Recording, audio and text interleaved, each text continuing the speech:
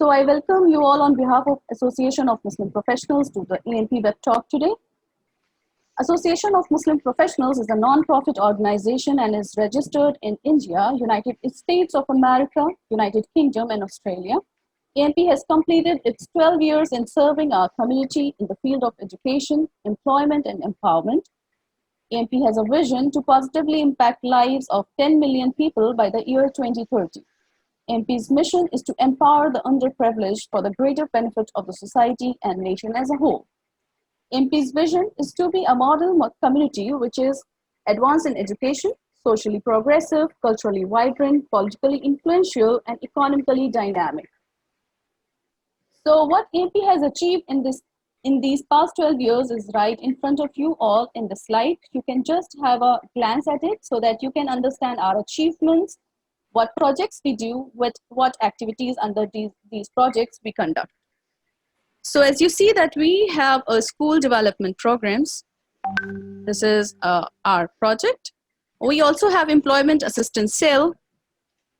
We have a project on scholarship and self-employment. AMP also got its resource center with 600 plus career counselors. We also do awards and partnerships. So these are our main flagship projects where we work towards benefiting our community and nation. Apart from that, AMP's on-ground presence is in front of you. We got more than 100 active chapters. We are present in 25 states and 16 countries with more than 6,000 active members and volunteers. In AMP's online presence, we got 125,000 members and professionals who are connected to us through various social media platforms like Instagram, Facebook, Google Groups, WhatsApp, LinkedIn, and Twitter. So if you wish to join AMP, you can simply log on to www.ampindia.org/joinamp, and we will be glad to have you on board with us. Yeah, so that was all about AMP and its work in the field of community welfare and nation building. Okay, so without wasting much of your time, I'll before starting introducing our panelists today, I would like to tell you that we will be having a 30-minute session by our first speaker, followed by a Q&A session, then another 30-minute session by our second speaker, followed by a second Q&A round related to that. And if you have any kind of questions related to the topics, please feel free to use the Q&A box that Zoom has provided and is underneath your Zoom window. And I request you that questions must be very specific to the topics only. Okay, so I'm Humaira, your host today. I'm representing AMP, and I'm working as operations manager at AMP USA. Along with me, we have Mr. Mohammad Shahanshah Ansari, who's the president of AMP USA. We also have with us Mr. Shehzad Muqaddam, who is the operations manager at AMP from Mumbai. Our speakers today are Mr. Danish Nadeem, who's a senior consultant and data scientist at Atos in Netherlands. Danish Nadeem is a data scientist and IT consultant by profession. He has an educational background in computer science and artificial intelligence. He has 18 years of experience living and working in Europe and have been involved in several educational consultancy projects as well as promoting strategies for tech startups and social entrepreneurship. Then it is our pleasure to have Mr. Imran Ahmad, who is the Director of International Marketing at Eurasia Institute in Germany. Mr. Imran Ahmad is a highly experienced educational and career counselor, mainly working with young adults and students to develop realistic and financial feasible higher education plans. He did his MBA from Berlin and has been working and living in Germany for about 18 years now. He is well-traveled and leads several initiatives to promote German higher education opportunities in South Asia, Africa, and Eastern Europe, as well as the Middle East. So I would request Mr. Danish Nadeem Saab to proceed with the lecture now. Thank you. Over to you, Danish, sir. Thank you very much, Humaira. Thank you for the introduction, and thank you for having me here at AMP. I really appreciate that. And today I take this opportunity to present myself from my own experience and the journey that I have taken through in my experience in Europe. So to start with, I would share my screen, and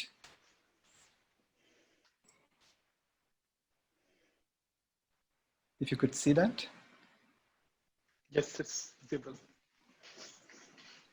All right, so welcome everyone, Assalamu alaikum, and I'm very glad to have here a lot of friends as well as my family members. So I hope all of you are fine and coping up with the difficult time of this pandemic.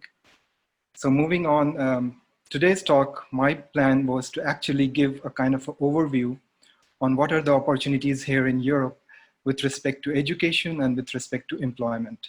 It's a very general introduction because of course it's a very big topic. There are a lot of possibilities, there are a lot of directions, and there are definitely, I'm expecting a lot of questions. So what I would like to see is most of you who are interested in certain type of opportunities, either education or employment, please frame up your questions accordingly so that we can also take up later on and also try to our best to guide you through. Because that is the most important part from my experience, is that people, they do know that there are possibilities to go abroad, but what is missing is to be guided and being really clear on where do you want to go and what do you get out of it. So it's a very close thing to me to really share my experience. We will have follow-up sessions as well to discuss more in details with a special request. And if there are any specific questions, I can always be able to and very willing to help you out. So you could also follow this quick Insta link that I created just for the sake of more questions that may pop up.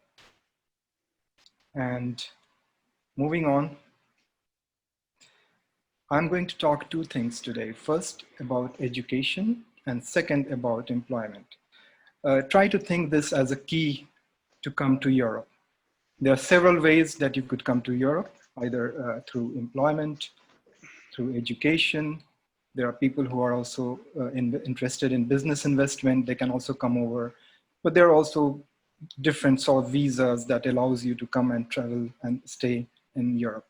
What I want to say here, what is the takeaway message that I want to give is how education could actually lead to actually settle in the Europe. But also from the perspective of professionals, they can also explore the blue card opportunity, and they can actually see how this new, well, it's not really new, but it's a thing which has not been well known, and people are kind of always asking questions. What is blue card? How I can get a benefit out of it? I have some experiences. So I think the right message that I would like to give today is try to understand a bit more of what it is, and then try to see how it fits to your requirement. And of course, later on, we can also zoom into your specific questions and your specific needs.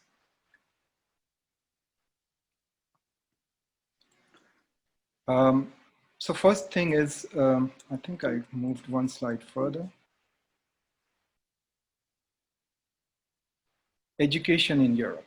So education is basically the key to your next step. What I also experienced from my own journey while living in Europe and also being educated here, that the way, if you want to move forward here, even in the European society, your education is the very crucial factor. How it helps you to really integrate to the society. I came to Germany first. I learned the language. I got education here. I got my master's degree here. I had no clue. I mean, initially when I started here, I was in a really no man's land. It's a country where I had no clue, no friends. But then of course you build up your life here, you learn the language, that's first step. Then you move on, then you try to get education here, then you understand the mentality of the people. So education is not just following or pursuing a particular program or a course, but you rather go a bit more into understanding the society. And it's a very different mindset also. I mean, people going to America or elsewhere, they have a different mindset. So I think once I came here, I realized that even Germans have a different mindset of looking at things. Even the values that they give to the things in life, they are also quite different. So like in India, we were like always thinking about make your career, grow on from there. But what I realized here, they talk about your happiness. They talk about, are you happy with what you are achieving in your life? So in that sense, it's quite key here to realize that education can play a role in your life. European education, I can divide it into four different categories to say why a European education is interesting and useful. You could see that most of the universities here are publicly funded, which means they are funded by the government. They are very well taken care of, and not only from the university education, but also even beyond. So even the high school, secondary school, they are also very well funded, and education is compulsory, which makes a very interesting model of education where people can get highly recognized education. And I would talk further, it is free, and in fact, it is highly subsidized. Of course, with European education, you can have a larger prospects of different jobs. You can build up your career. But what is most important, which I would like to emphasize here, is a possibility for permanent settlement. The idea is that once you graduate from here, you open a new door, or new door opens for you to actually settle down here, not only for yourself, but to the next generation. And that's what I'm going to say a bit more in the following slides. And one more thing about is the universities, because here universities are quite collaborating with each other. So the idea is that if you kind of do one program at one university, you can take some courses, you can take some credits and move on to the other universities. Imagine like if you are in a Delhi university, you take 1 year program there, you take some courses, you can also move to let's say Calcutta University and so on. So this kind of interconnected of universities here is quite interesting in terms of moving on from one location to a different location, depending on the programs that you're interested in and depending on the programs that you think would be very much relevant to you. So you're not only bound to one university where you took the admission. After spending 1 semester or 2 semesters, you can always take credits and move on to the next university, which is quite interesting in my perspective. What I could show you here is a kind of a very big picture of low and free education countries in Europe. So if you see here, in Europe, most of the countries are offering almost free education to people who are from Europe. So you see the first column where you see top few countries with completely free education for European Union students. But on the right side, you see even the students from outside the Europe, like countries from South Asia, Africa, elsewhere, they also have an opportunity to have a higher education, good quality education with almost very low tuition fee. And it is a relative term. I mean, of course, you can think in Indian rupees, but the point is that with that kind of education, if you go to other countries, definitely it's going to cost you a lot. Even in India, I mean, for professional education, it's quite expensive. So I think having a free education with a very good reputation and with a high value of the program, it really opens a lot of opportunities for future and for career and also for the settlement. What is interesting here, which I would like to say, that the free education for most of the Europeans implies that if you come here, you get education, you are settled here, the generation following you, your kids, your children, they will have almost absolutely free, not only education, but also health and also a lot of other opportunities in the European market. So I'm trying to give you a kind of an impression that when your intention is to actually look for opportunities in Europe, it's not only confined to yourself, but to the next generation as well. And this is also the intention to kind of think in a way that you are investing not only for yourself, but for the coming up generations.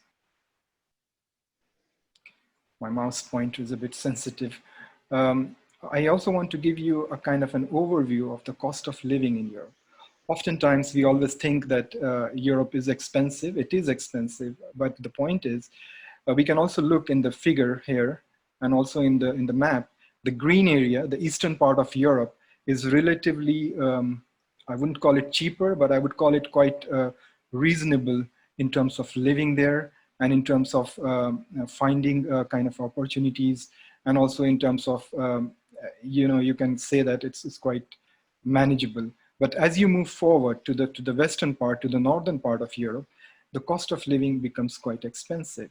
And with expensive, I mean that when you live there, You have to pay your rents, you have to pay your health insurance, you have to pay your day-to-day utilities and so on. And that eventually is quite expensive for someone who is coming from Asian countries or elsewhere where they are from a moderate background. Um, so what is interesting here to see, if you see the Norway, which is number 2, but it has also completely free education for international students. So in my presentation today, at least, I'm going to just touch upon Norway as a case to see what are the opportunities there for education. And later on, Mr. Imran will talk about Germany to go a bit more into detail for the opportunities and the procedure in Germany.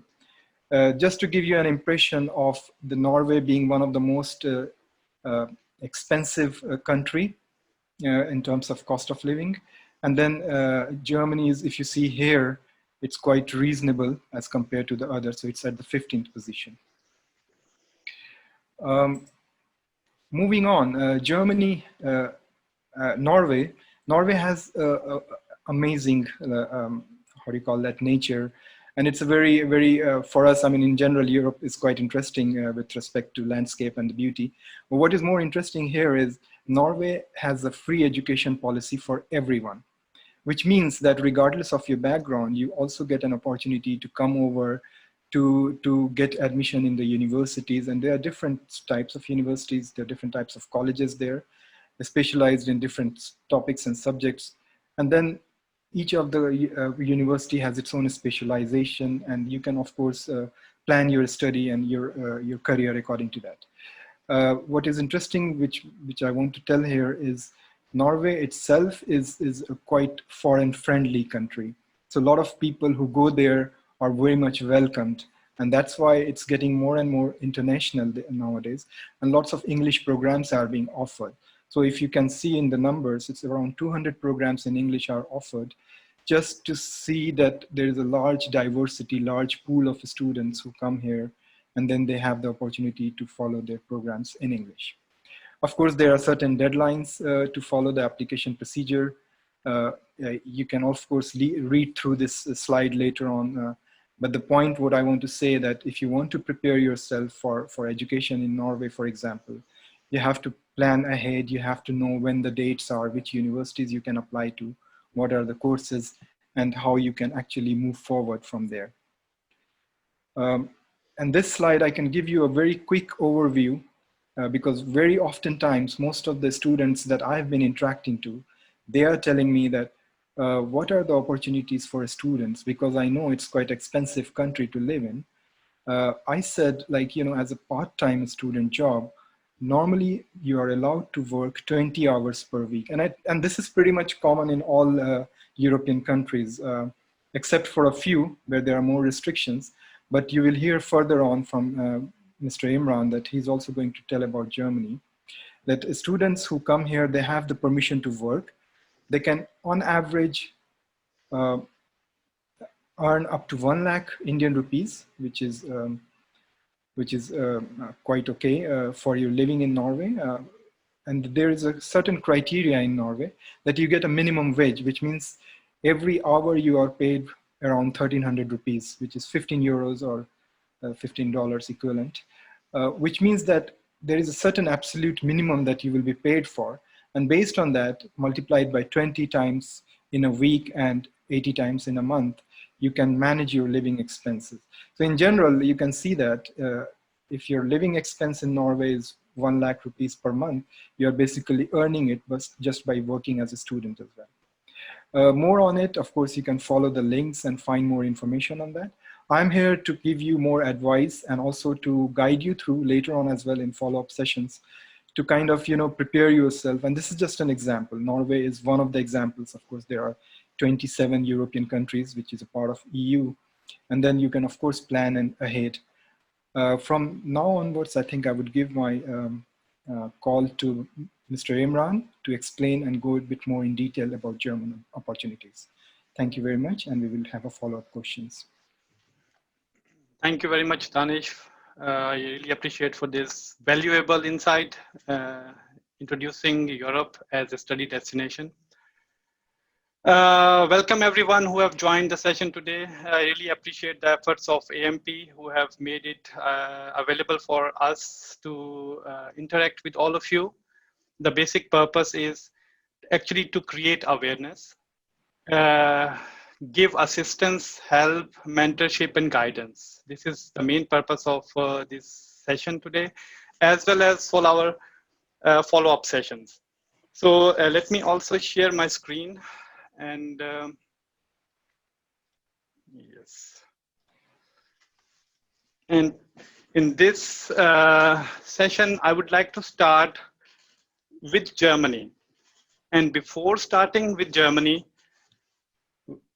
all of you, those who are having this wish to study abroad, either you are a student or you are a parent sitting and listening, I believe three aspects are very important.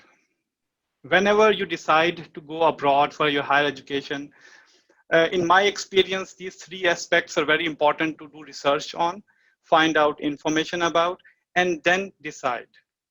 Because you would see nowadays there are lots of study destinations available, either depending on the geographical region or affordability or kind of connection. Maybe some friends are studying or living there, some relatives are there. But this is a decision which is very important to build up your career and life. That's why where I emphasize always during my counseling session to start with is number one is the quality. How good is the quality of education offered in that particular country or city or in that particular university? Second thing, which is also important, how affordable it is for me or for my family. Because coming from a moderate background and families have to plan a budget or allocate funds which they are going to invest for the future and the career and higher education for their kids. So second most important point is definitely the affordability. How affordable is this particular destination for me? Third thing which I always counsel or tell about is how are the chances of or the prospects or future prospects for your career, for your settlement, for your job. So these three points are very important. Whenever, this is a suggestion also and advice, whenever you choose to decide about a particular country, please look at to these 3 points. Do your research, gather the information or data, and then decide. But in today's session, I'm going to give you 5 advantages towards studying in Germany, which are also shown in my slide or in my screen. I think it is visible to everyone, Danish? Okay.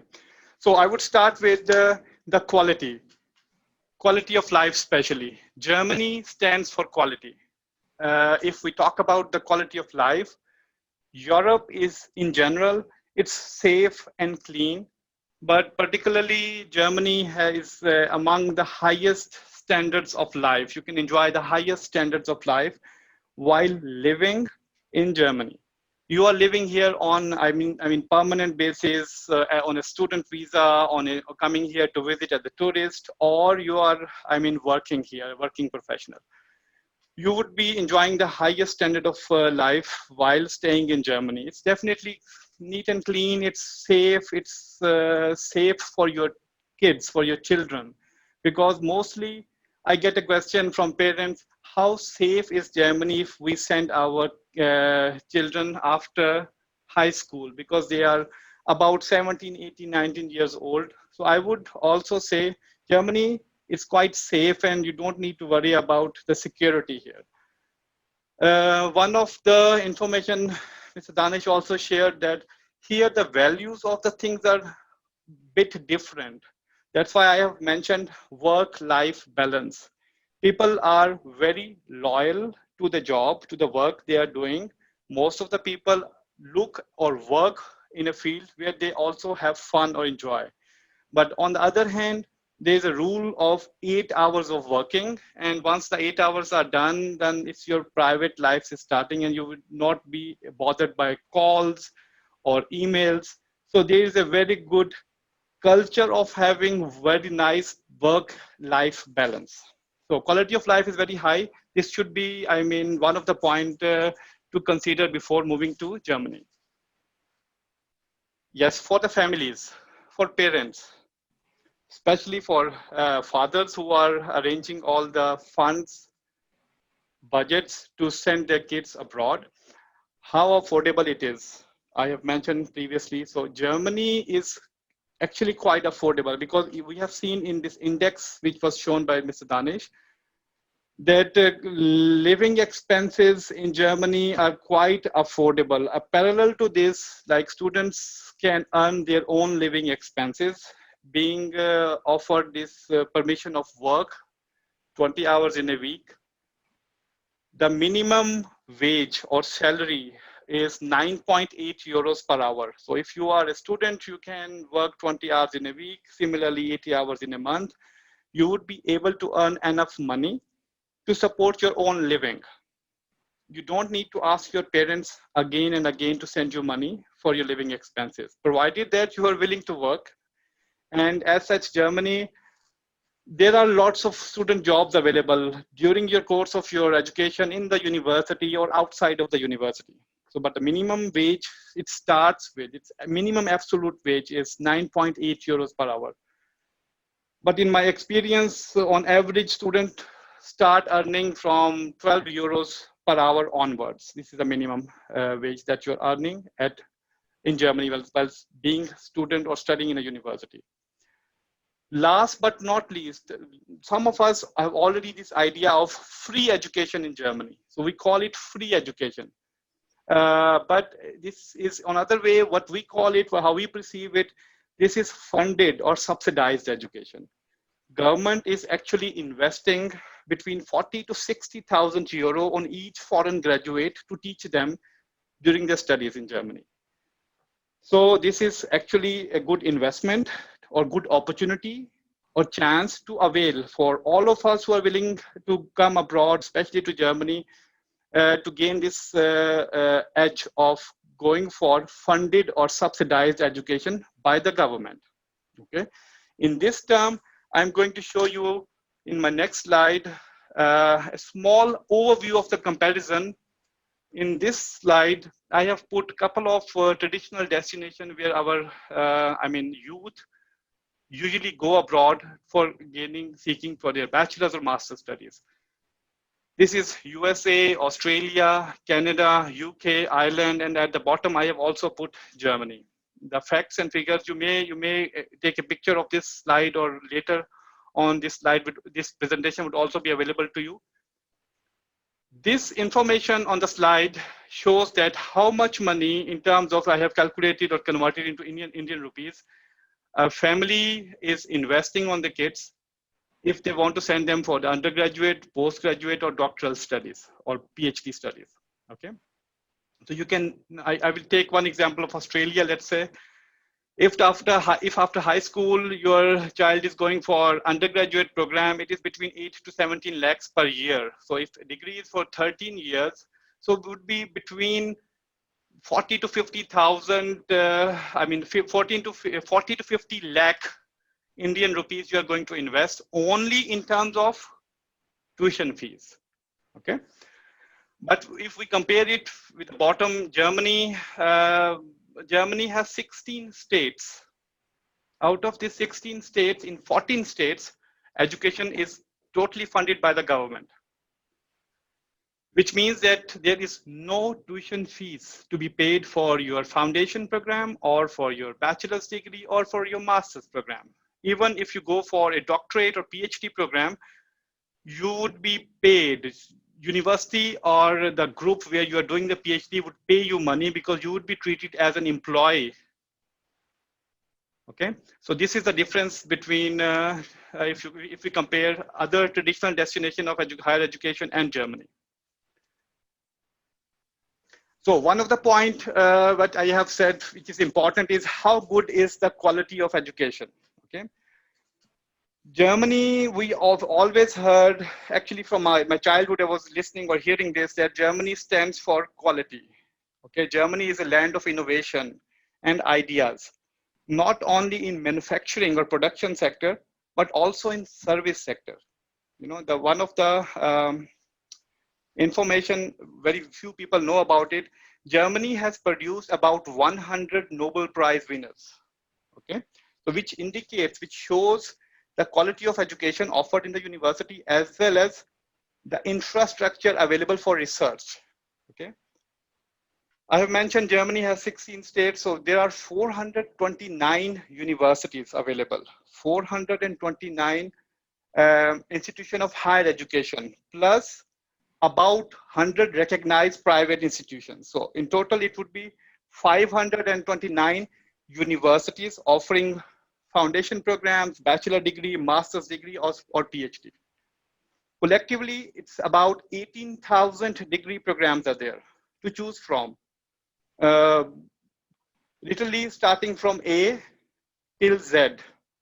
Whatever someone would like to study, all of the study program, same program, interdisciplinary program, or related or neighboring subjects would be available to go for. Because it's a huge number, 18,000 programs, and you can, whatever you want to study, whatever you want to become, one or many of the programs related to your wish would be available. German universities, these 429 plus 100 private institutions, they offer 3 types of programs. English taught programs, completely taught in English, 100%. German taught program, all levels, both at bachelor's and master's level. Third type of program is so-called hybrid program. Hybrid program is the one where a certain percentage of the program is taught in English and then remaining part is taught in German, for example. Mostly it is 70-30, 60-40, where students usually start learning or going to the program which is taught in English in the beginning. Later on, meanwhile, you are able to learn the German language and switch to the German medium. Okay, so these programs are called hybrid program. Mostly the degree is connected or subjected either to write a thesis in a company or doing an internships. So apart from a student job, you would also get a chance to work 6 months, at least during your study program, which is being paid by the company. Okay, so this was about how good is the quality of education, how many, opportunities in terms of choosing a university, even choosing a state or choosing a city from. It is very important. The next slide is very important. There are different types of universities. Okay, let me put some light on it. A lot of people have heard about TU or TU9 or universities. And then there's also a term called University of Applied Sciences. Third type of university is a private institution or private university. A traditional university or technical university, this is a big university. Having number of students starting from 30,000 and above, sometimes about 100,000 or little more students in one university. So traditional university or technical university, these are big universities which are emphasizing more on theory than practice.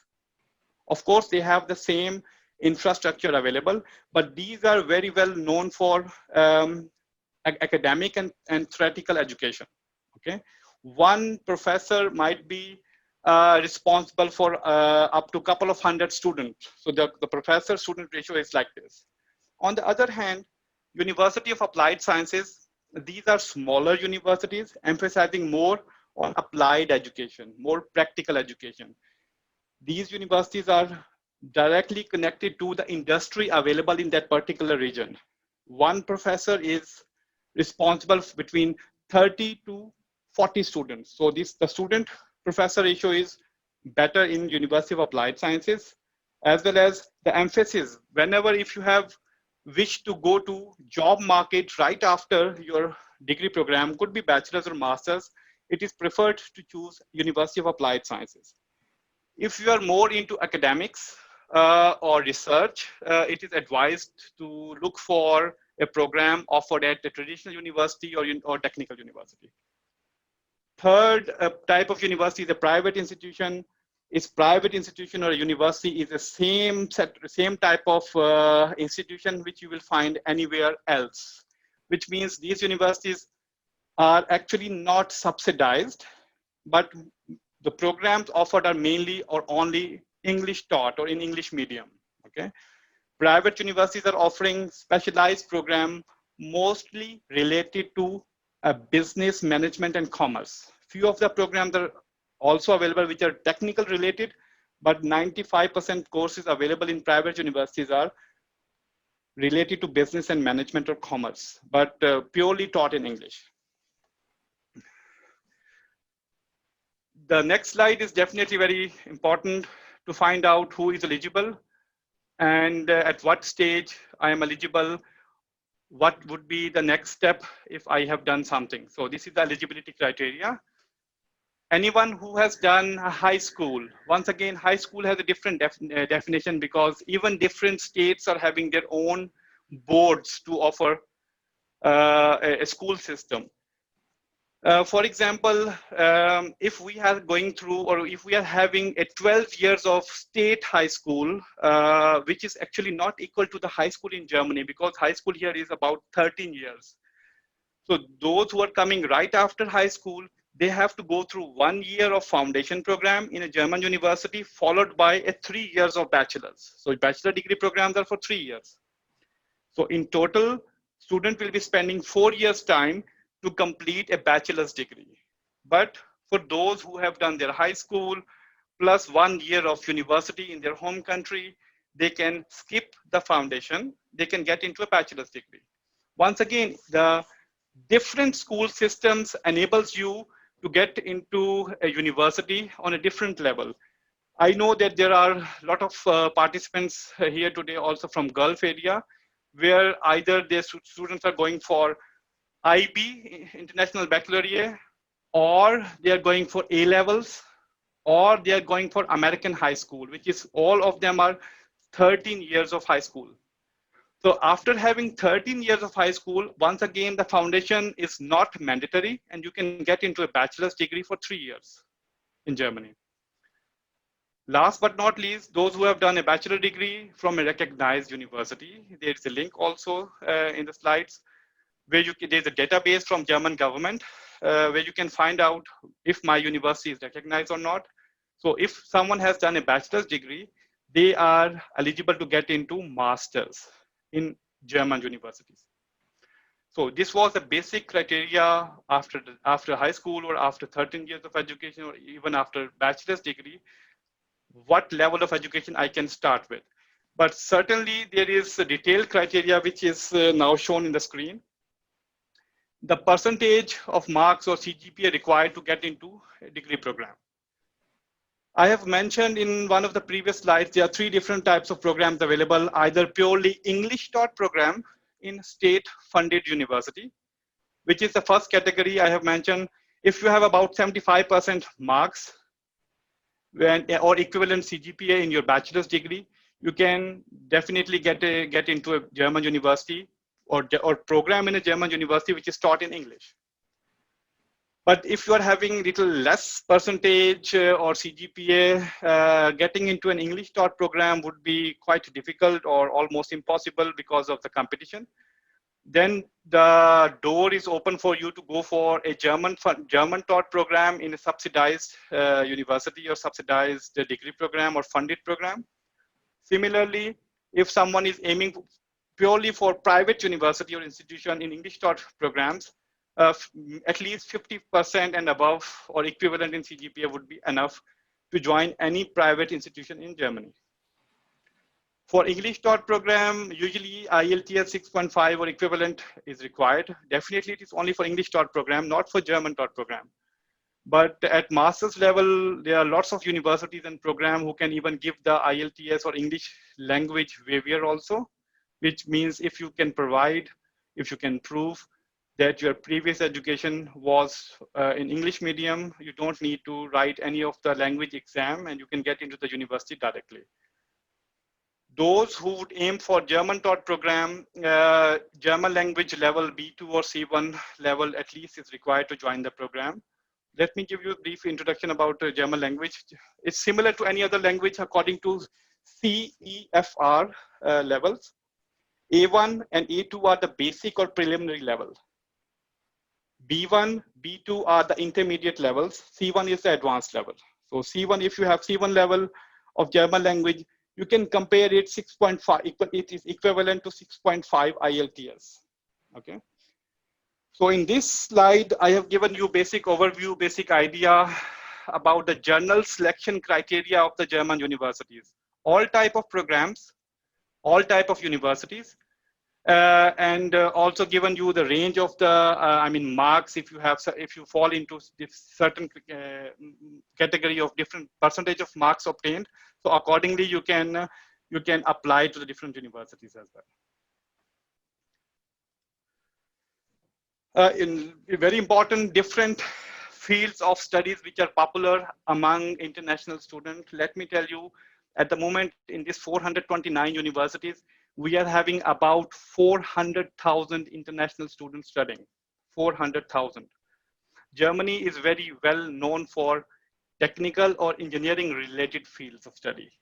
Okay, so that's why the first choice of students are to come here to do their engineering programs or technical programs, anything related to IT, computers. There are about 40 different types of engineering programs available, both straight or core engineering programs, or even interdisciplinary programs.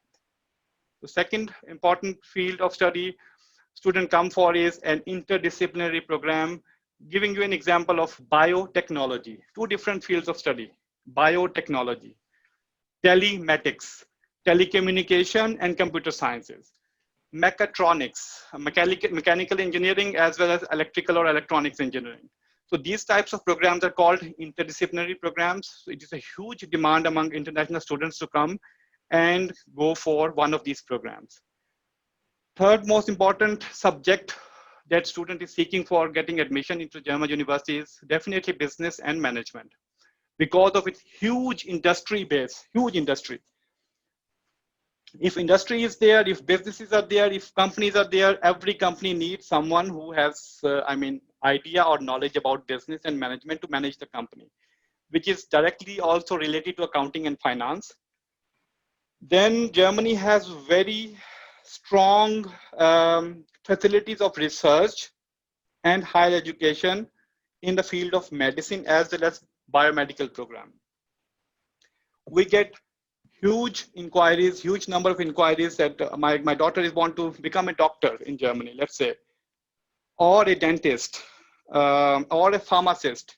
So just once again, recapping of the information, even studying medicine in a university is free of cost. You don't pay a single euro in terms of tuition fees if you want to become a doctor in Germany. Okay. So list is huge. There are 18,000 degree program, but I have put main subjects which are very popular among international students. There are also art and media, generally all humanities field and social sciences. Okay.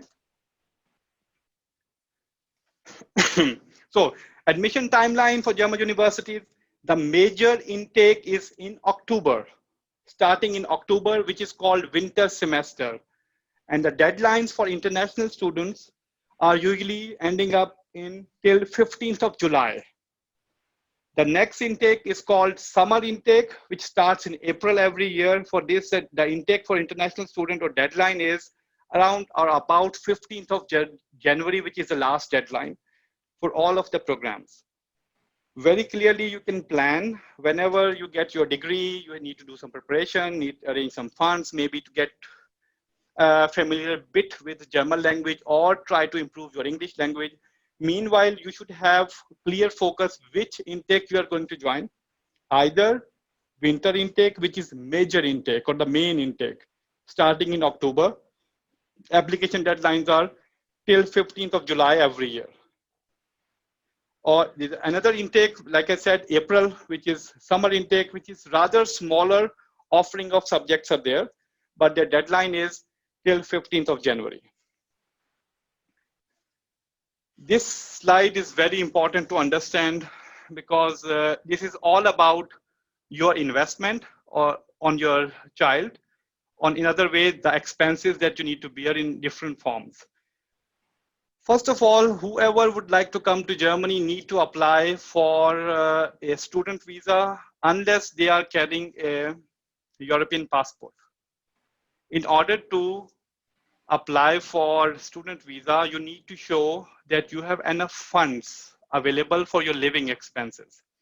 How you can prove this? One option is to open an account on your own. It's your account as a student, and you need to put 10,236 euros in it, which is a proof of having living expenses at least for 1 year. Because for the first year, it is important to have it. Later on, it's up to you. Either you can ask your family, friends to give you money for these expenses, or you can work and earn your own living expenses. As a replacement to this, if you have a guardian living in Germany or in Europe, they can also send you their guardianship letter. In this way, you don't even need to have this amount of money in your account. The average monthly living expenses, which covers your accommodation, your health insurance, your local traveling, your food, all utility, it lies between 650 to 850 euro, depending on which state do you live, as well as, I mean, how you live, okay? How much money you spend on different things.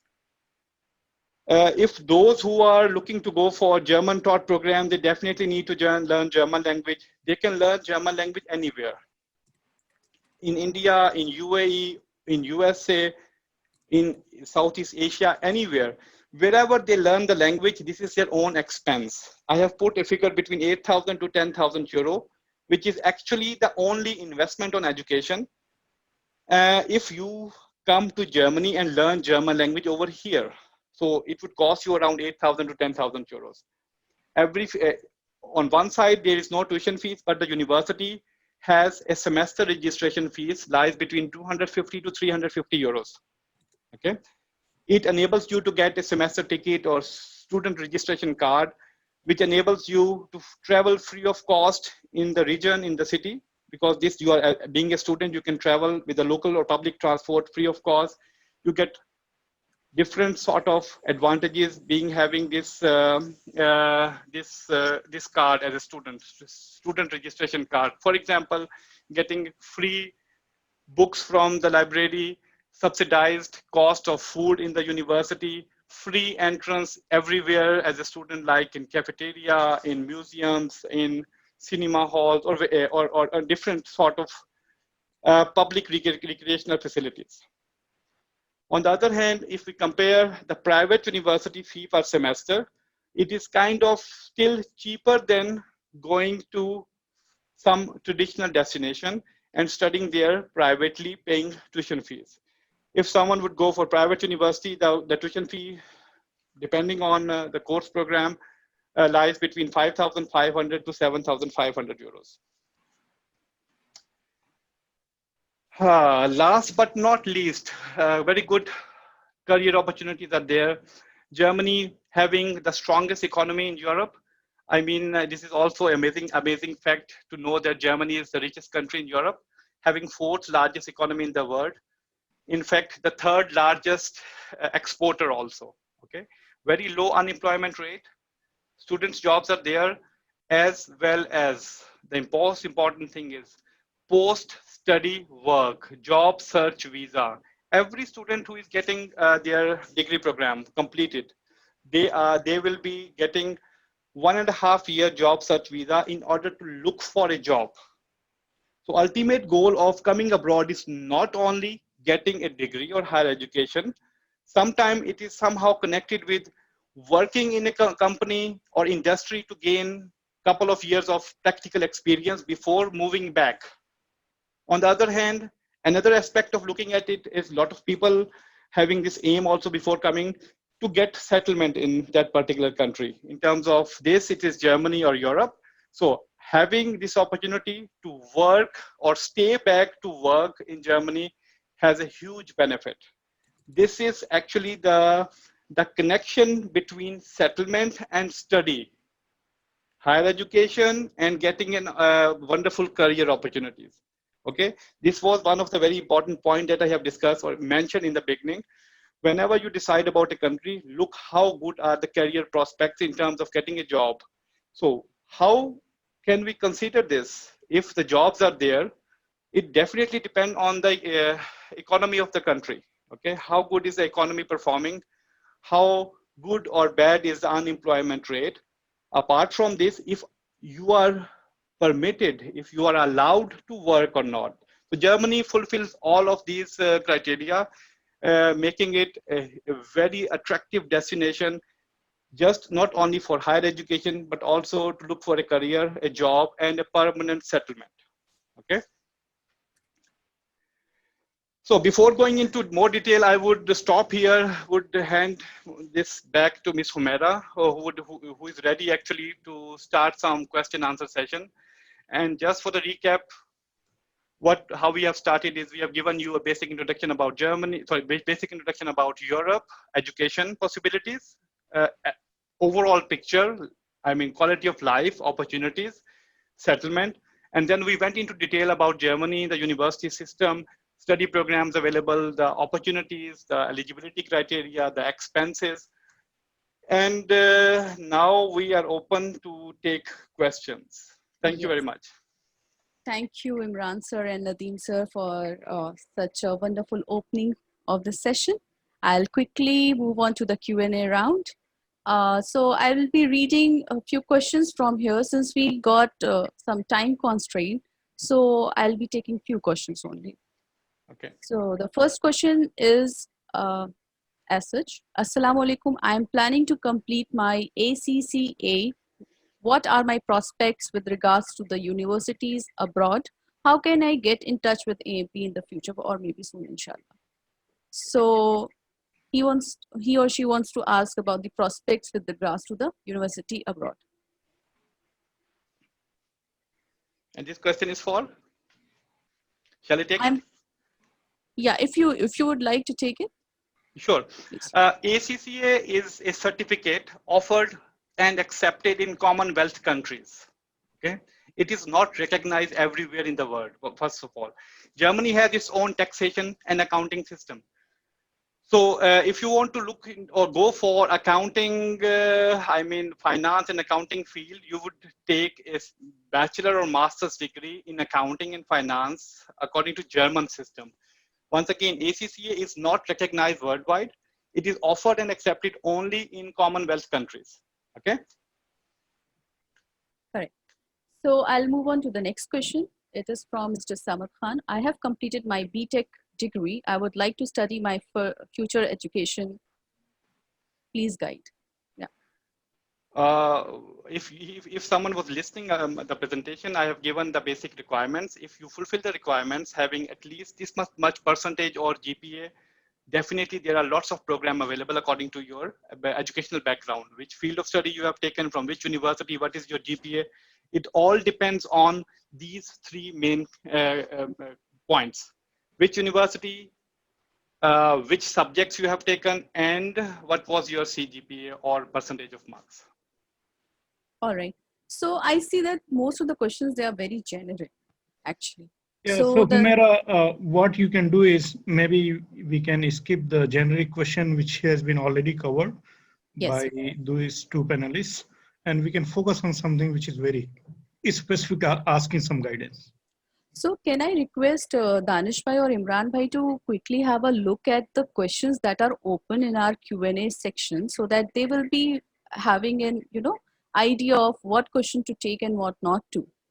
So if in case, so that will be very helpful. There are a huge number of questions, like close to around 300 questions. Yes. So, yeah, and alhamdulillah, 500 people are watching this live session. I tried to go through all of the questions and I tried to also type in the answer immediately while reading through, but then I realized that there are quite many questions which are very redundant in terms of what are the opportunities for them with respect to the specific programs. I would say if you are interested in a specific programs for each of the countries in Europe, we can also provide you the websites where you can search the programs. You can see which universities in that country is offering the program, and then apply based on the admission criteria for that. Imran has gave a very kind of a detailed information about Germany, and Germany has a very nice, search system where you could find a lot of programs. It's called daad.de, where you could search through all the programs, and depending on your background, you can also look for what are the master's program that are available, and then what are the criteria for admission. So I can already categorize, let's say, 20 to 30 questions into this kind of thing where people are interested in asking for which subjects. Then I also see a few questions concerning the employment and so on that we will discuss in the follow-up talk. But then let's pick up one of the questions, which is also concerning the Brexit and so on. That gets a bit more detail, I guess, because Brexit, that means the UK will be separated from the European Union after the end of this year.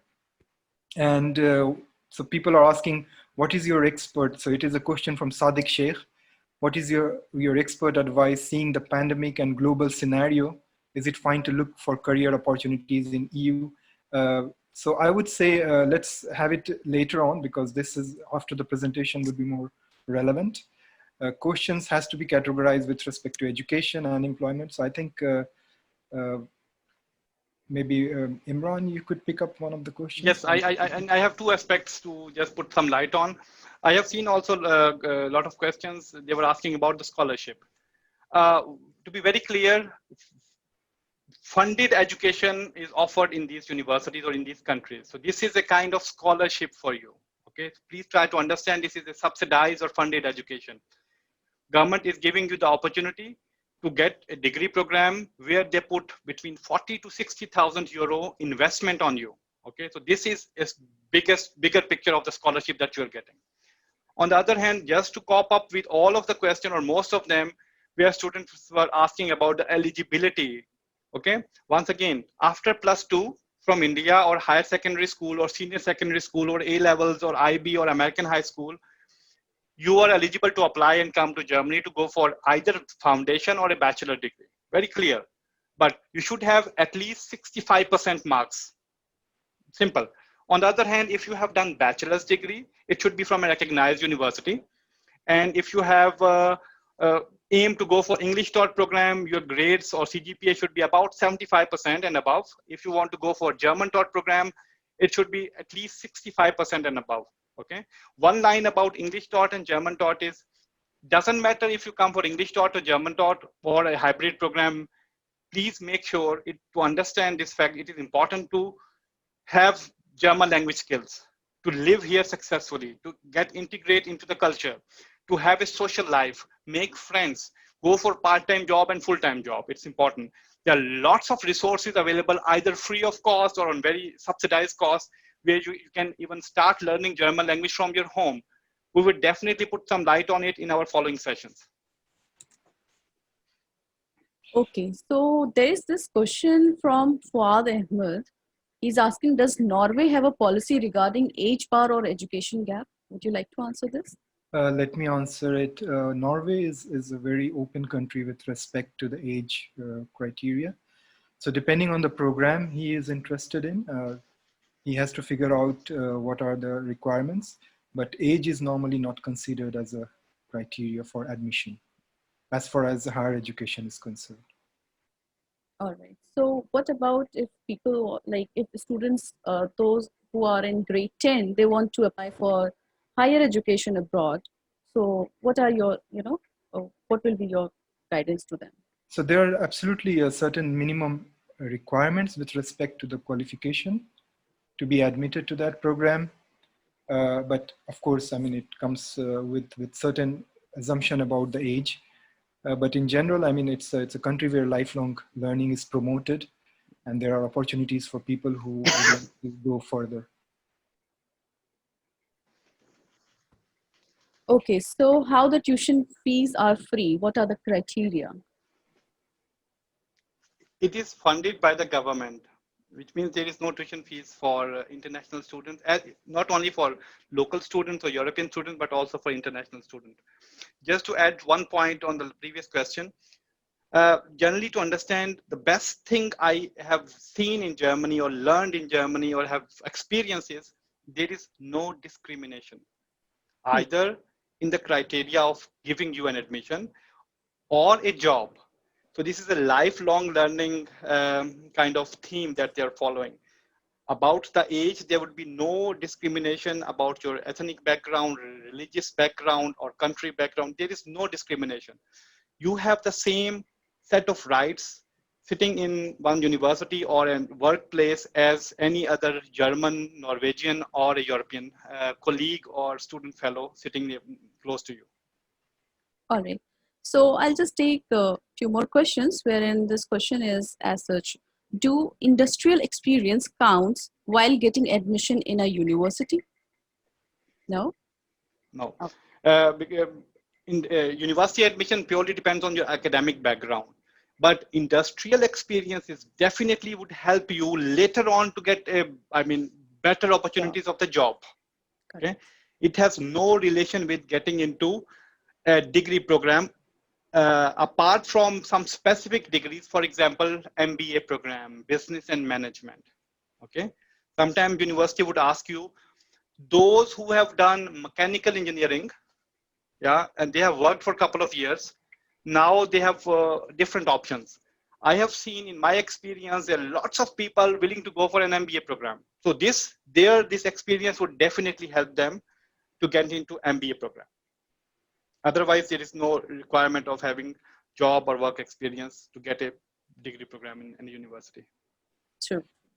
So, Imran sir, as I see that we do have our female attendees today also, and they want to know about, does females have safer work environment there, and how can one afford living in Europe? And please provide some tips for our application to get accepted and some possible employment opportunities in the field of English as well. Yeah. Generally, it's a very safe. I'm now particularly talking about Germany. It's a very safe country, definitely as well as most of the European countries, including Norway. Germany is a very safe country. So I feel myself, quite safe than living in any of the Southeast Asian country. Let's say, to be hypothetical. Okay. Everyone has the same rights.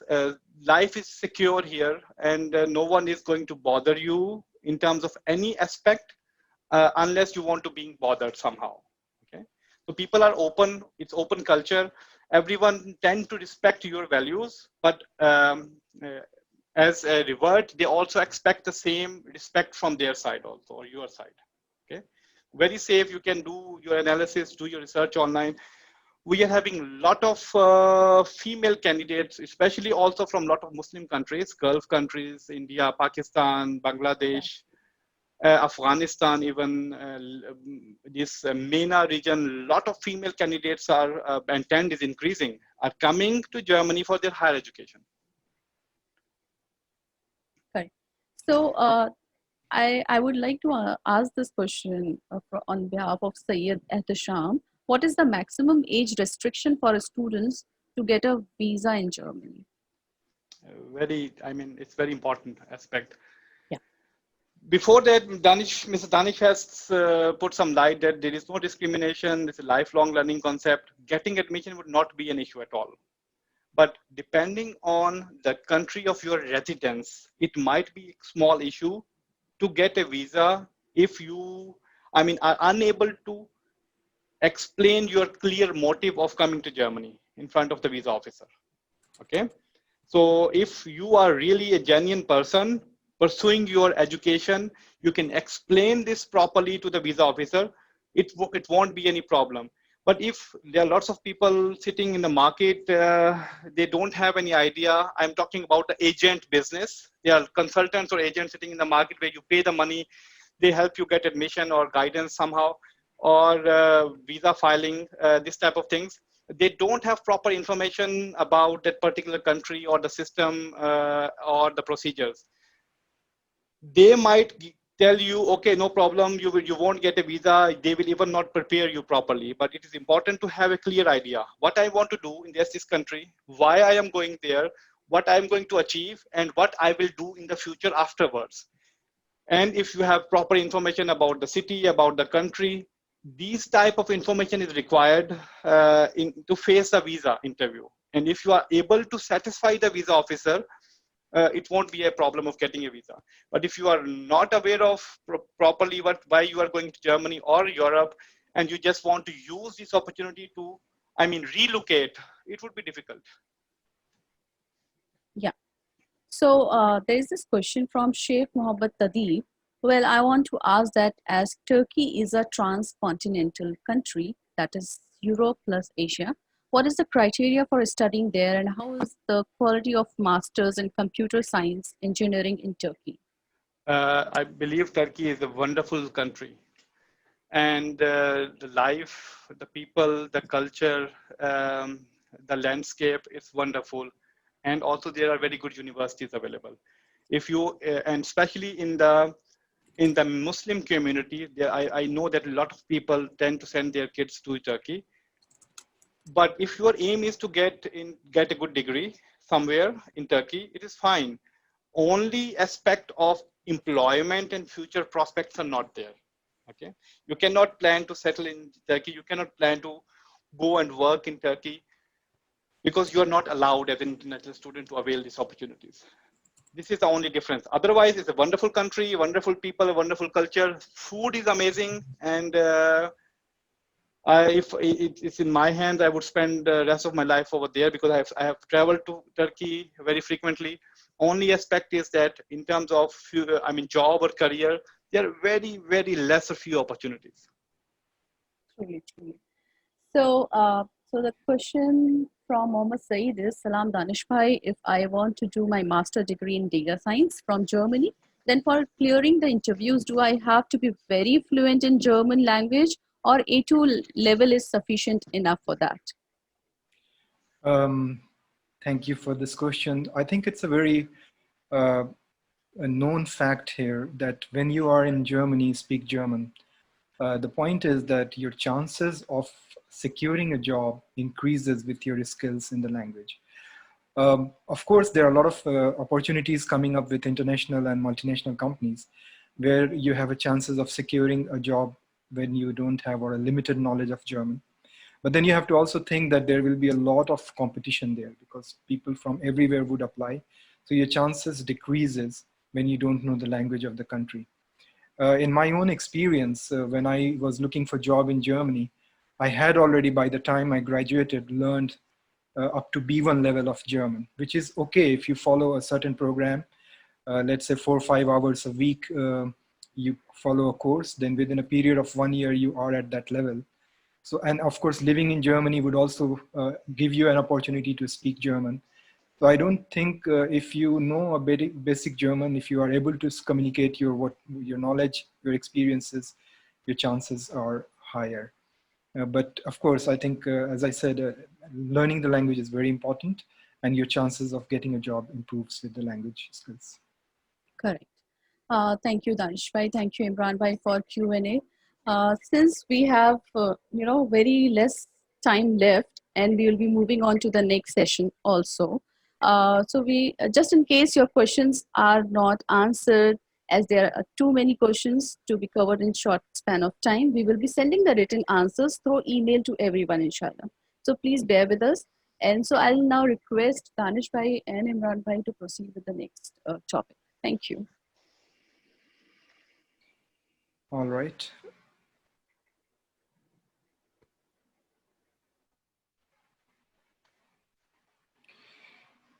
So now we move on to the employment section, where we will talk about opportunities for the professionals and what kind of opportunities are available in Europe, how to go for looking for the right kind of job for you.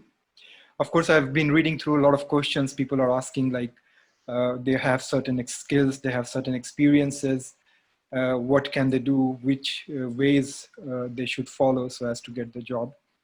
To give you a high level overview, the idea is that Europe is focusing on knowledge economy, which means people with knowledge, people with skills, people with right kind of experiences are most welcome. I looked around based on the lot of questions being asked, what are the top job opportunities in the coming years in Europe, where anyone with certain experiences or with certain, you call it, having in-depth knowledge would find a position here. So first of all, we have to understand that this list is not exhaustive, which means there are a lot of other possibilities for people like who are interested in academics, who are interested in teaching profession, who are interested in journalism.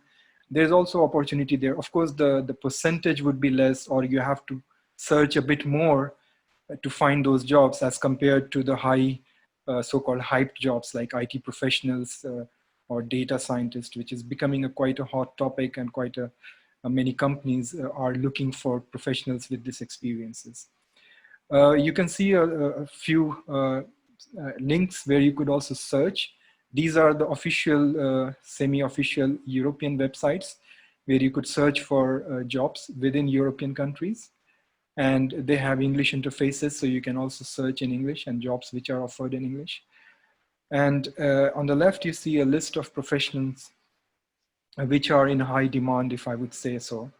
But then, of course, as I said, it's not a complete list, and we have to also look around because of the COVID situation. There is a new demand for people with health background, health professionals, healthcare. So I think you have to really see what skill sets you have. If you have certain experiences, how you can be ready for that. In the next section, what I'm going to talk about is, of course, if you have experiences, if you know your craft, then what are the ways to come to Europe? There are several ways, as I mentioned earlier. If you are studying here, then you have a different possibilities to start your career here. But if you're a professional, you're working in your country and looking for a job, there comes the idea of EU Blue Card. EU Blue Card is basically a card which is a plastic one, not a blue color, which is simply a card which is just allows you to come over from a non-European country to work in Europe. And it is basically meant for highly skilled migrants, people with professional education, people with experiences in their field. And it is meant to make it easier for the shortage of skills in Europe. So someone is a doctor, but there is a shortage of doctor in Europe. So you would be probably have a higher chances of getting a position here. So EU Blue Card is basically a scheme, which is a draft from the European Union. And in that scheme, which has a few criteria of how you get that card or how you get that permission. So basically you get a permission to come to Europe and find a job and work for a job which is more related to your field with a certain salary criteria, which means that it has to be a 1.5 average of the people who are earning in Europe. So for example, a doctor is earning, let's say, 5,000 euros, your contract should give you a little bit more than that. So like 7,500 euros. Just to give you an idea that it is for the professionals who are being hired with a certain higher salary, they are granted EU Blue Card. With Blue Card, there's a lot of benefits, which I'm going to talk further, but we have to understand that these three countries, Denmark, Ireland, and United Kingdom, they opted out of EU Blue Card, which means these are the countries are not participatory to the Blue Card scheme. So people who are willing to come to Denmark, Ireland, and United Kingdom, they cannot take advantage of the EU Blue Card scheme. So there are other European countries, most prominently Germany, and that's why we are trying to emphasize this call basically on Germany, because there are a lot of possibilities with respect to the EU Blue Card scheme as well. What are the benefits? So, well, the benefits compared to the other type of permissions is that you are not only coming with your job, but you have the possibility to bring your own family. And this is very interesting thing, because a lot of people are asking questions like, okay, I got a job, I can get a work permit, but what happens to my partner? Or if I have a family, if I have children? And that is where the benefits of Blue Card comes into play, because then you have the possibility to bring along your spouse, your children, and there is additional benefit that they don't have to learn the language. So if they are, for example, coming to Germany, they are not required to pass out certain German skills. They can come And the good thing is they can also start immediately working. So if you have come here with a blue card scheme, and then your partner comes over, your partner can also work in whatever field she likes or he likes. So I think this is another very interesting way to look at it, that it allows you to come along with your partners. And then in the long term, it also opens the door for a permanent citizenship, or we call it permanent settlement.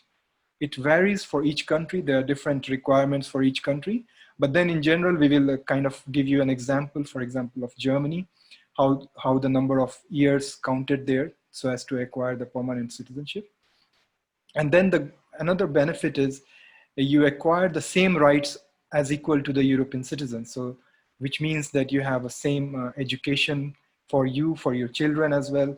You get a social welfare in case you get unemployed for a certain period of time. It can happen that we lose jobs, and when you lose jobs, you need a state support. So when you have this kind of blue card, you also get some kind of support financially so as to cope up in that situation. And then, of course, it also allows you to travel within Europe visa free, because it's a permit to live and travel across European countries. Very oftentimes people are asking how that translates into permanent settlement or permanent residence. I give you an example of Germany here. In general, in Germany or most of the European countries, because of the law here, after you live here for 5 years, you are eligible to be to apply for a permanent residence. But of course, there are certain criteria for that. First of all, you should have a job contract. You should be working here full time, and then you should be able to speak some level of language. It depends from each country, but let's take an example of Germany. In Germany, for example, if you are a German graduate, so for example, if you are an Indian, you came to Germany, you graduated here. After your graduation, if you have an employment for 3 years, you are eligible to apply for permanent residentship. Of course, these rules are not always fixed, and that keeps changing depending on the new regulations. Again, with the blue card, the advantage is that even if you are not able to speak the language of the country, you are eligible to apply for permanent residence after 2 years and 9 months. That roughly translates to 33 months of your stay, which is quite an interesting thing, because then once you come over by a period, because blue card is given to you for a maximum of 4 years. And if your contract is shorter than that period, then you get it for that period of time, and then additionally 3 months time. So when you have 4 years of blue card permit, of course, you are already eligible to apply for a permanent residence, which is quite interesting for many people who want to settle and want to live here for longer term.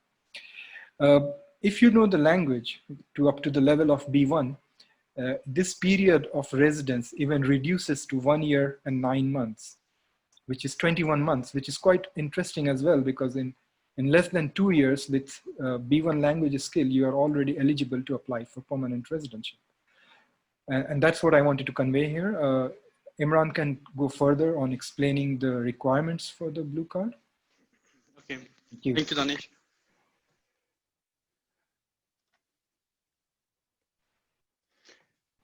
Yes, I will continue with the next slide.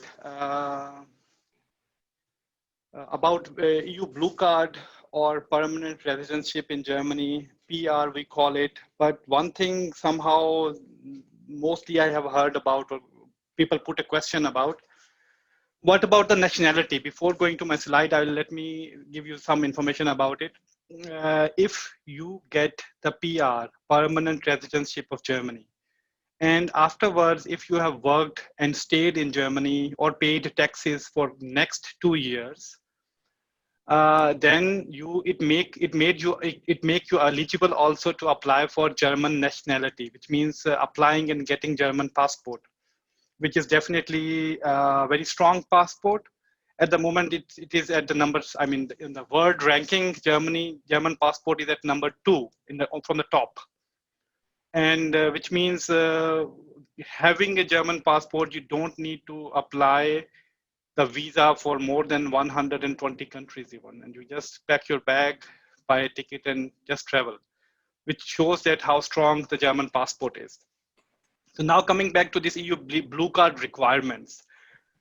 Who can apply? Mr. Danish has explained that there are two ways. Either you apply and get your blue card either while going through your study or education in Germany. Later on, you would apply for a blue card and job, or you are a professional and you are applying for a job or a blue card scheme from your home country and getting into a job market directly. There are two different ways how to apply and get this.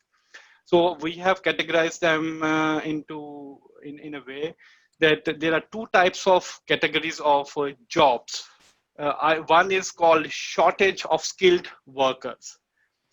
These kind of jobs are, let's say, some technical fields, mathematics, natural sciences, and technology. There's a complete list of all occupations are available if you click through the links.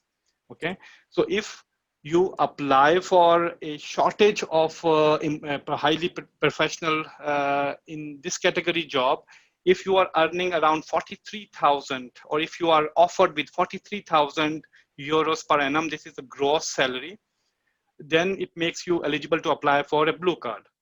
On the other hand, if you're applying for a regular job like a manager or a doctor or an engineer somewhere, you need to have, or the company should offer you about 55,200 euros gross annual salary. Then you fall under this category to apply for blue card. I want to give you some more detail about it. So once you graduate from the university, you are entitled for 1.5 year job search visa. Okay. Now, in this 1.5 year, 18 months, you are going to look for a job.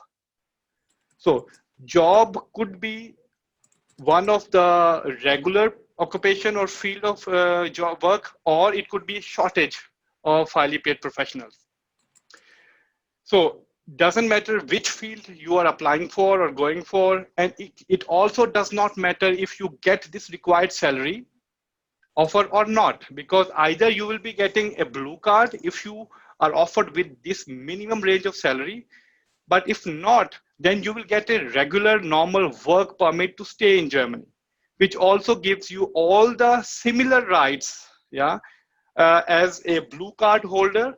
Only difference would be you definitely have to work at least 3 years having this work permit, not the blue card.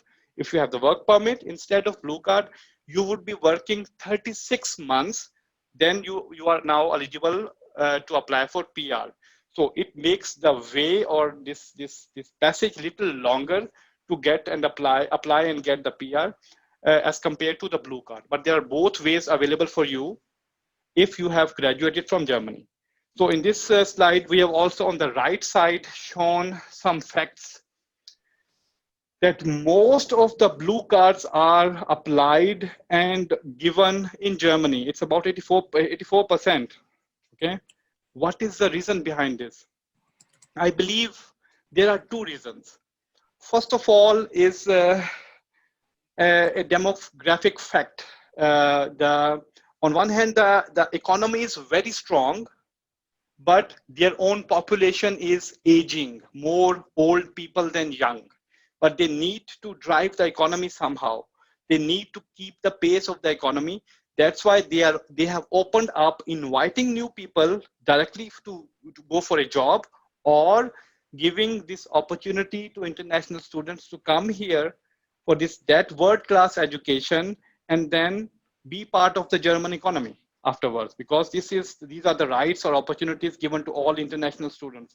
This is one of the main reasons why the most of the blue cards are applied and given in Germany itself.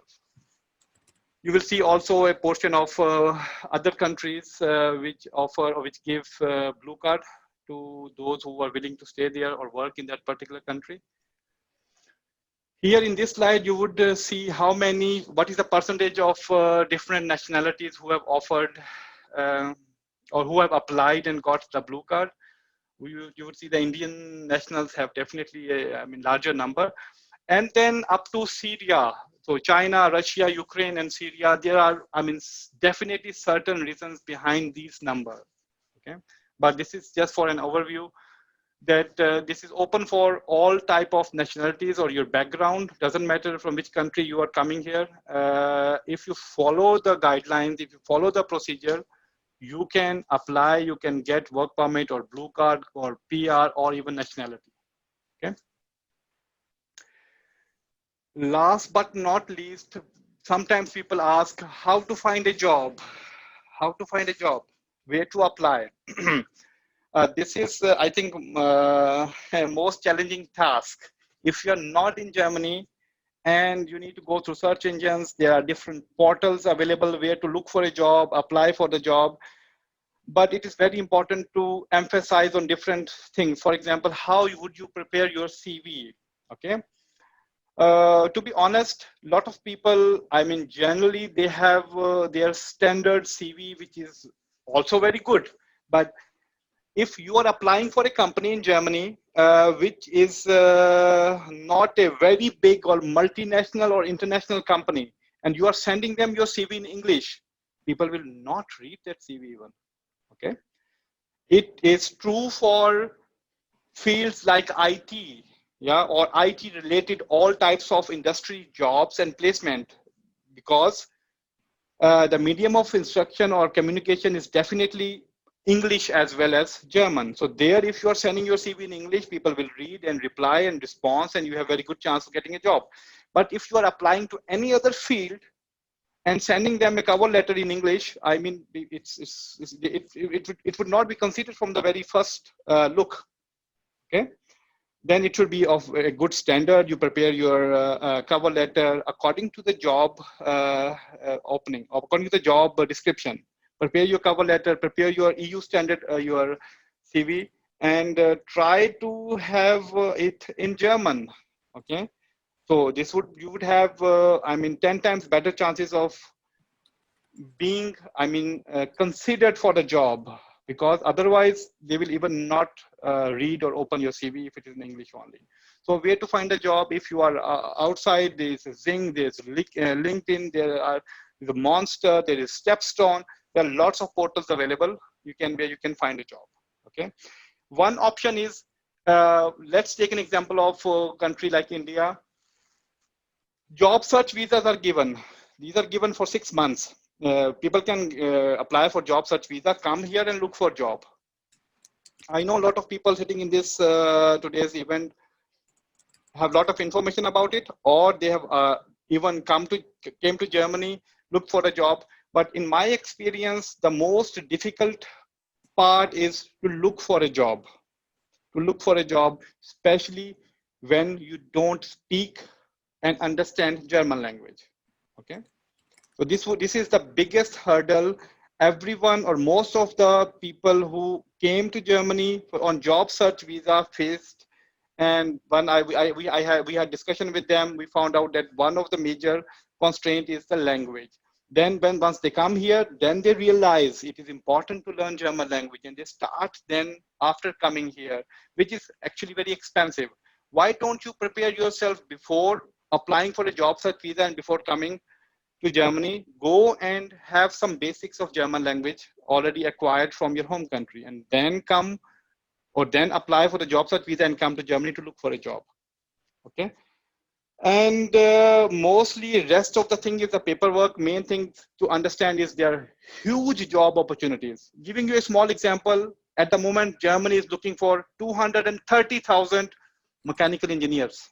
230,000 seats are open, looking for people. But if I am being sitting in UAE, I don't speak German language, and I'm applying there, I would not get a job, because I have to work in an environment where my team, people, employer, everyone speaks and understands and communicate only in German language.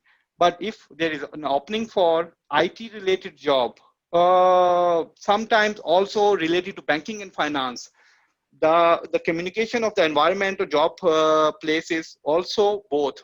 English is considered as same as German language. Okay. But all other fields where you are looking to apply for, German language is very important. Okay. Once again, the last thing says itself, rest is all paperwork. We just need to get a job, get it done, reach the employer in a proper way, try to arrange the interview, do it successfully. The rest all is only the paperwork. Okay. So we came to the last part once again for question and answer related to employment, PR, work permit, family immigration, and the life in Germany after getting a job here. So I'm giving it back to Ms. Humaira. Yeah. Please take it further from there. Thank you. Thank you, Imran bhai and Danish Nadeem bhai. Before moving ahead to Q&A round, I will just read one question that is from Talha Mir Mohammed, and he has been continuously messaging me. Please ask my questions. So these questions are forwarded to Danish bhai. Kindly answer them. Assalamu alaikum. How do we know the university is genuine? First question. And the second is the blocked account for financial proof should have 9 lakhs till I complete my studies. The third question is, are there any chances of getting citizenship? Please forward these questions to Danish bhai. Thank you very much. Assalamu alaikum. And I'm glad to answer a part of these questions. The first question I will take up, and I think Imran would be able to answer the more question concerning the blocked account. So I think it's really, if I would like to say in a way that if you have to come over, it's here, it's all about your motivation. And I think this is something you have to keep in mind. If I could, from my experience, I mean, I can just talk through my experiences. When I came over, I just realized that I'm trying to find my ways. I'm trying to achieve my goals. And I think this is something which you have to do as well. The question concerning the settlement, right? Is it, can you the question is, the question is related to, is it genuine or not? Like, you know? If the universities are, how can I see if the universities are genuine, right? Genuine, yes. Yeah, so as I said, I mean, when I applied directly to the public universities, and public universities are well known here, and they are genuine, definitely. The only question about genuinity, especially comes when it is a private institute. And that is where you need to do a lot of investigation, research to find out whether it is accredited or it is recognized. But to my experience, there are almost non-existing such private universities where there will be a question of genuinity.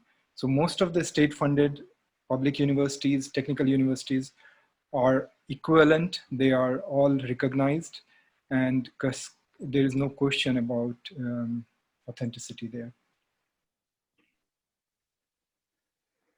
I would add up here a little bit. A lot of times I get a question about the rankings of the university, not about the genuinity, but about the rankings. It's very surprising to understand German universities, they don't participate in rankings, international ranking system. Germany has its own ranking system, which is not, explaining which university is the best university, but which course is taught best in which university. Okay, there are different factors to consider according to the availability of the industry in that particular city, the connection of the professors to the industry, the infrastructure of the university, as well as the research facilities given. So this ranking, which is the German ranking called CHE ranking, C like Charlie, H like Hyundai, and E like elephant. Okay. So this is the, if you will Google it, CHE ranking, you will see the ranking system of German universities, which shows which course is taught best in which university. But itself, there are no rankings of the German universities. On the other hand, there was a question about blocked account. If this amount is enough for the whole stay, the amount of 10,236 euros is divided into 12 equal installment for 1 year. So you would be allowed to withdraw 850 or 53 euros every month, which is more than enough for living expense for that particular month, which means this amount is actually considered to be for 1 year living according to German or European standard, yeah, which is the requirement to have at the time of visa application.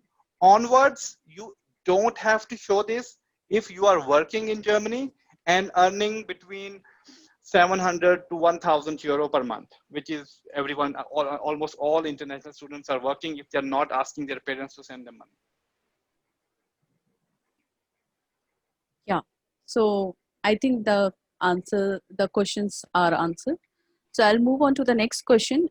Again, I'll be able to take very few questions right now. And if in case the questions are left unanswered, I'll repeat that we will be emailing the answers to all the attendees who have asked the questions. So do not worry about that. So yeah, I have done my bachelor's in hotel management, but then I did a course of digital marketing, and now I hold my experience in digital marketing. Is that going to be a problem as my education is in different field and my work experience is in a different field? But in which context he's asking, in context of studying here further or job? Mm, yeah, he Not did not mentioned. mention this thing. Yes. So So the question was he has done bachelor's in hotel, right? Something. yes. And So I then think it is related to the employment part only because the person is a working professional. So he asked that he has done his bachelor's in hotel management, but he also did a course in digital marketing. So educationally, he is into hotel management and he has done a course in digital marketing. And then he has a work experience in digital marketing as well. So is that going to be a problem for him? Uh, I can answer in a way that Imran also mentioned that interdisciplinary programs are highly sought after here. So if you have a background in A and you want to go further in B, you have to tell your story why you chose to specialize in certain thing. If you're able to do that, if you're, doesn't matter hotel management or financial services and whatever, I'm trying to give it in a very generic way, that if you do something and you're moving to something else, you have to convince your employer or wherever you are going to pursue your education, why you have chosen that. If you have your story, I think this kind of diversity of background of your education and your training, it actually adds to your job prospects. So I think it is highly encouraged as well. And most of us are always trying to build up our own skill sets. So for example, I have a background in computer science, but then I also learned a lot of techniques with respect to business management because I work as a data scientist. So one part is only technical, but then I also have to speak to a lot of clients to find and identify their problems. So that's where you have to transition from technical to more of the business understanding. So I think this kind of transition from what you have done and what you have trained on, if you know those details, if you can tell your story, if you can convince, then it's always useful. All right. So yeah, many of the attendees there have asked question related to the MBBS. So what is your point of view for that? So they want to go for MBBS okay, in European. this is a medicine study. We don't call it MBBS. MBBS is once again it's a bachelor degree. Okay. Okay. In Germany, the degree in medicine is equal to master's. We don't call it MD. We call it a medicine state exam. You can apply either after high school or after 13 years of education. Okay, we have 27 universities offering medicine degree, human medicine, animal medicine, we call it veterinary, or dentistry, or pharmacy, or like molecular medicine, medicine technology. There are a lot of different fields subjected to medicine. But if we're looking for MBBS, in other terms, medicine state exam, simply someone from country A who has done their high school, they are eligible to apply and get into a university, provided that either they have to go through a foundation after 12 years of education, or they will get into medicine directly after 13 years of education. The only and the biggest constraint here is, there are two things. One, definitely it's only available in German medium. There is no medicine study available which is taught in English, one thing. So you need to be open, motivated, and prepared to learn German language, and then start the university study. On the other hand, as only 25 to 27 universities are offering human medicine or medicine state exam degree, there is a huge competition. Okay. Normally, students having 95% and above marks in their high school, plus two, I'm talking about, just to take an example, they have a very good chance to get into medicine degree in Germany. 95% and above. Okay. So the next question is from Ms. Shahida Sheikh. If I get a blue card and my family wants to shift with me, do they need to have a blue card too, or a normal visa is enough? Please convey this question to Mr. Imran. Thank you. No, only one principal, the main person need to apply and get the blue card. And on this basis, the dependents, spouse or family can travel also. It would be a family reunion thing, but they don't need to apply a blue card also. Just the main person or the principal require or need the blue card. Oh, I can add one more point. In Europe, they consider family as a spouse and your children. We often have a trouble here when you say your parents or your grandparents. They are extended families, and there are different rules for inviting them to Europe. And that comes under the family reunification category. So when we talk about family and inviting your family to here, it's your spouse and your children. Immediate All right. family. Yeah. Yes. Yeah. So the next question is from Mr. Adil Khan, and this goes to Danish bhai. Will my chances increase if I have a German referral, or my current organization is headquartered in or have German clients? The answer is yes. Your chances, of course, increases the more German connection you have. As I said, there is no thumb rule for applying for a job or finding a job. What is most important is networking. In fact, to some extent in Germany, they even call vitamin Beziehung. It's about having a vitamin of relationship. So you should have those relationship. So you should be able to connect to the right kind of people. You should be able to convince them why you are the suitable candidate. And also whenever you write your motivation letter, you tell your story. So telling there that I have a company there, I have a referral there, and people can of course take a better possibility for you to kind of invite you for a call or for maybe an interview. I think this is very interesting to keep in mind, that you have to really look around if you are a professional working in a company. So try to identify who has a potential to having a link in Germany, for example.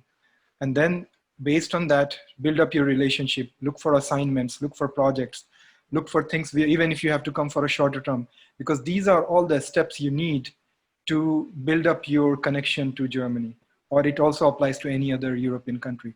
And I think this is becoming more and more popular now, rather than the traditional search engine. You search for a job, it's almost no response nowadays, very few percentage. So I think it's very important to use your reference to find what are the opportunities, what are the projects, and then apply for the jobs.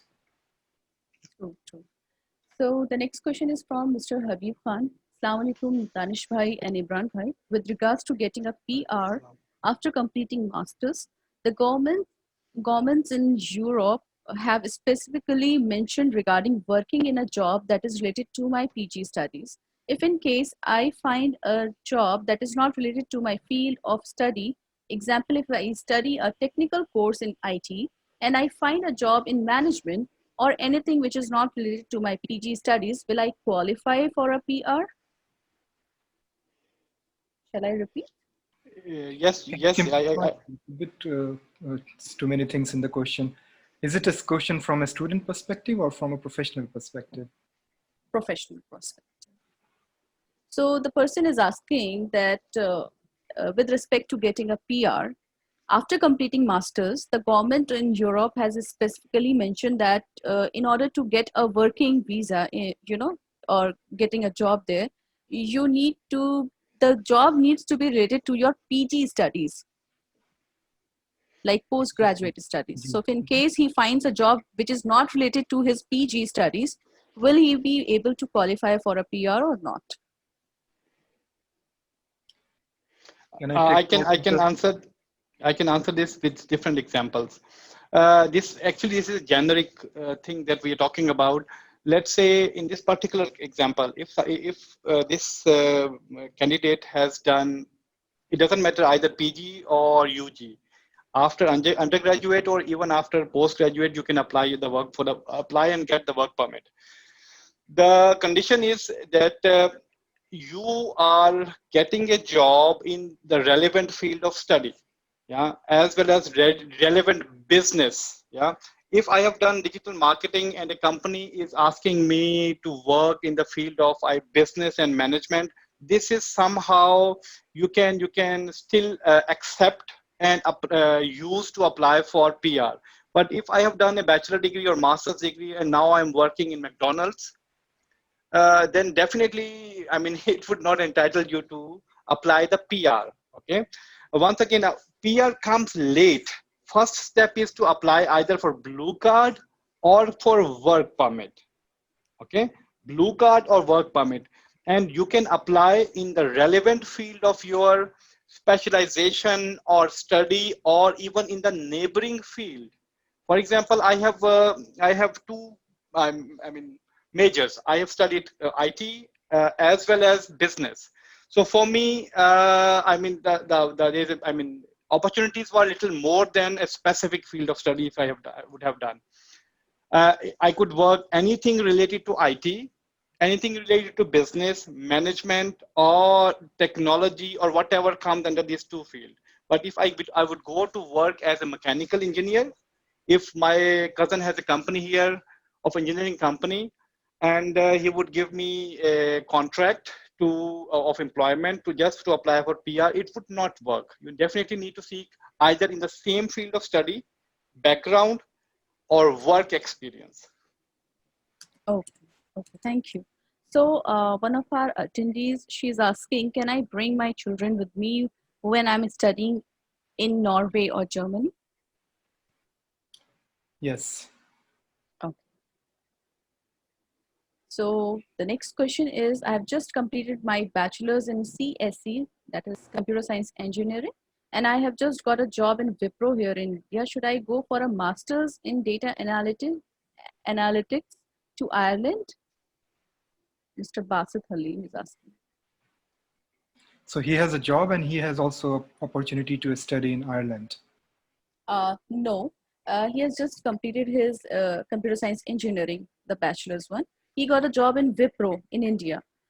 He wants if like he wants to do a master's in data analytics in Ireland. So can he go for that? Should I go for a master's in data analytics to Ireland? Yes, but he has to decide between choosing a job at Wipro or going to Ireland, right? Yeah. Okay. I would say yes. I think data analytics, data science, anything related to data. Data is the future. Data is a new oil, I would say. So if you have any skills that you can get on learning or training yourself on data analysis, understanding a lot of models, also going into advanced machine learning techniques, then it opens a lot of opportunities. And the good thing about data is it's always agnostic to the domain you are working. What it means is you can work in any industry, in any sector, from finance to health to public sector, defense, and so on. So it really opens all the possibilities. And if you have a possibility to go for any training in that, it's always beneficial. And job, you can always come back and take the jobs. And Right. coming to Ireland is also very good. Of course, it opens a new opportunities within Europe.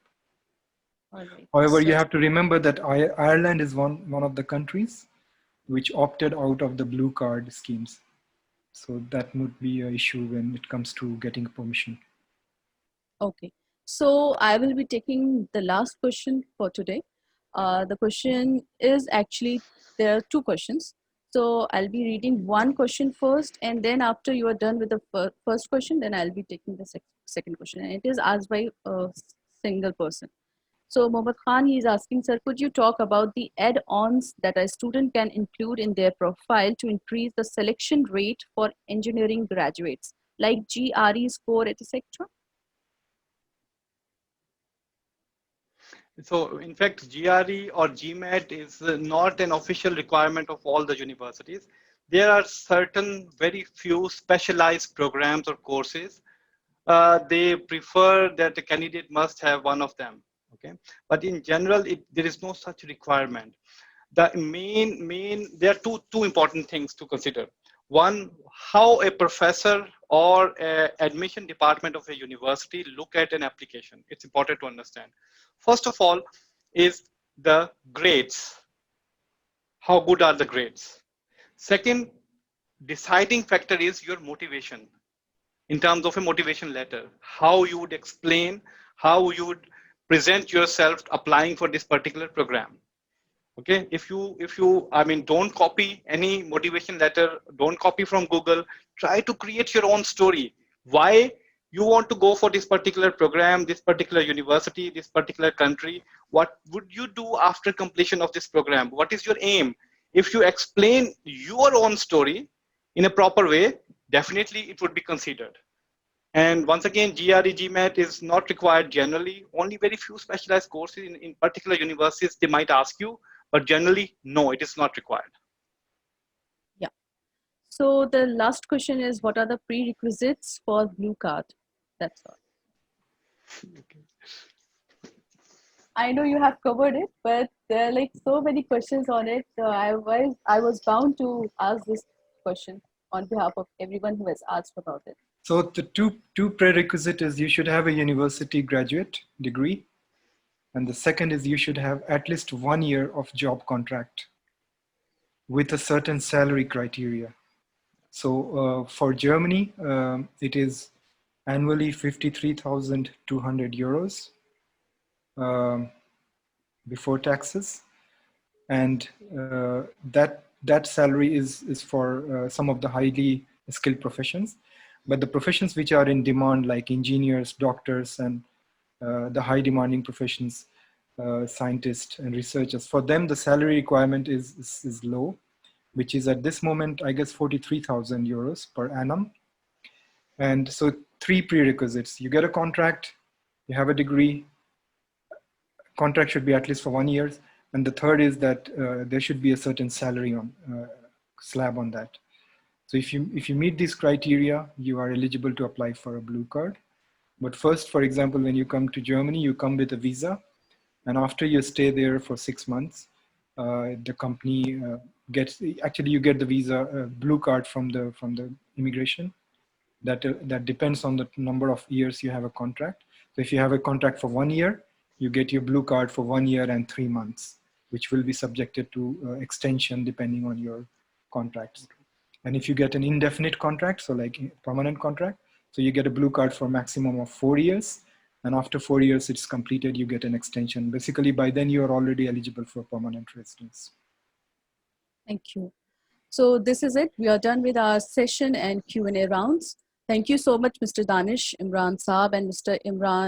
Danish Nadeem Saab and Mr. Imran Ahmad Khan Saab for such an informative session today. It is our pleasure to have you both on board with us as our expert speakers in this session. Your time, guidance, and support is much appreciated. Thank you for taking out your precious time from your busy schedules for our session, which will surely help all our attendees and viewers in their educational as well as career paths, inshallah.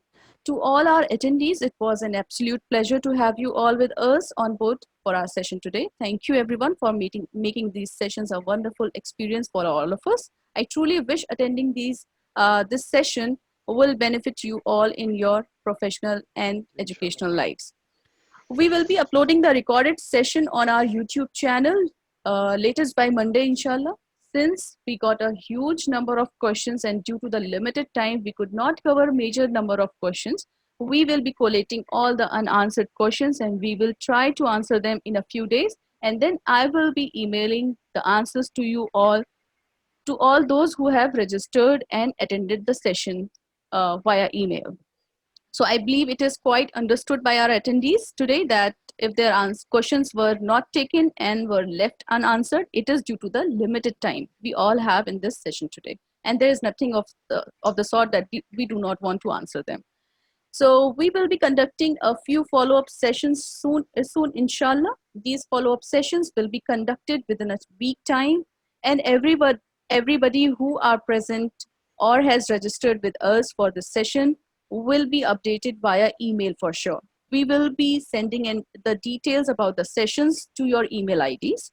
I would request you all to kindly send us your feedbacks via email at info@ampusa.org, either by writing an email or by recording a short video telling us how do you like our session and your experiences with us.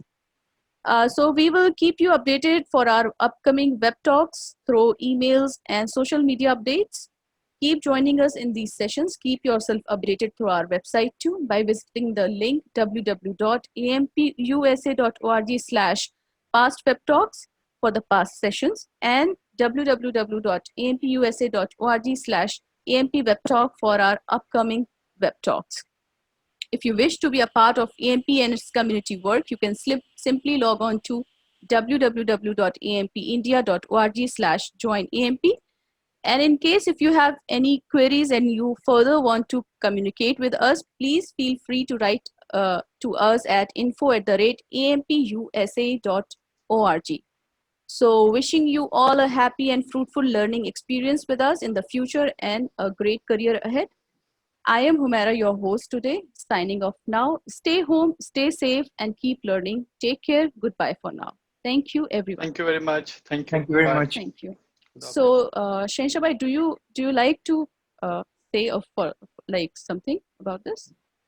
Thank you, Humera. Special thanks to Danish Bhai and Imran Bhai for coming down and taking this 2-hour session, which was really useful. And I saw like 500 people joined, and there were like more than 100 people who were watching us live on the Facebook as well.